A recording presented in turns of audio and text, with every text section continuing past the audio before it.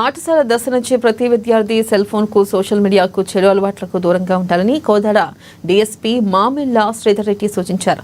ఆత్మస్థైర్యంతో విద్యను అభ్యసించాలని అన్నారు.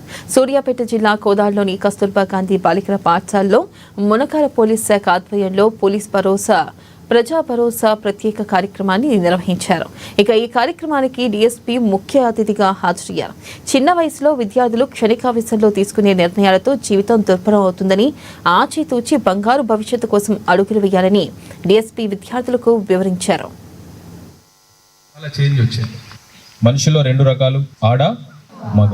అయితే మనిషి అనేవాడు కొన్ని వేల సంవత్సరాలు రకరకాల దశల నుంచి దాటుకొని మీరు చదువుకొని ఉంటారు. హిస్టరీలో అర్థమైందా? కోతులు, నియండర్తలు అని చదువుకుంటారు కదా.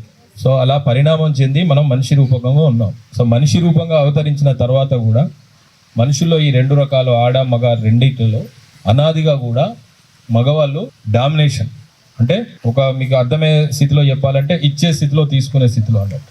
ప్రతి విషయంలో కూడా సృష్టి కూడా, అంటే భగవంతుడు ఈ సృష్టిని సృష్టించిన, మనుషులను సృష్టించినప్పుడు కూడా మనం భౌతికంగా మన జీన్స్ కూడా ఏంటి అంటే మగవాళ్ళకి స్ట్రాంగ్గా ఉన్నాయి, ఆడవాళ్ళకి వీక్గా ఉన్నాయి. సో ఇదే పరిణామ క్రమంలో 6th to 10th వరకు, అంటే ఆల్మోస్ట్ 5 years.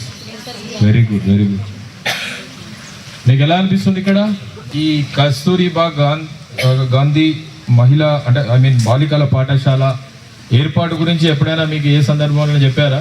అసలు ఈ పాఠశాలలో ఎందుకు దీనికి పేరు పెట్టి ఓన్లీ బాలికలకు, దీని లక్ష్యం ఏంటిది? నువ్వు చదువుతున్నావు కదా, ఏం లక్ష్యంతో చదువుతున్నావు? దేనికి చదువుకుంటున్నావు? అంతేనా? జాబ్ ఒకటేనా? సమాజంలో ఒక మంచిగా నిలబడడానికి, నలుగురికి నీకు సహాయం చేయడానికి, నువ్వు వాళ్ళ నుంచి సహాయం పొందడానికి, నువ్వు సమాజంలో ఉన్నతంగా నిలబెట్టుకోవడానికి. దానికి ఉద్యోగం చేస్తావా,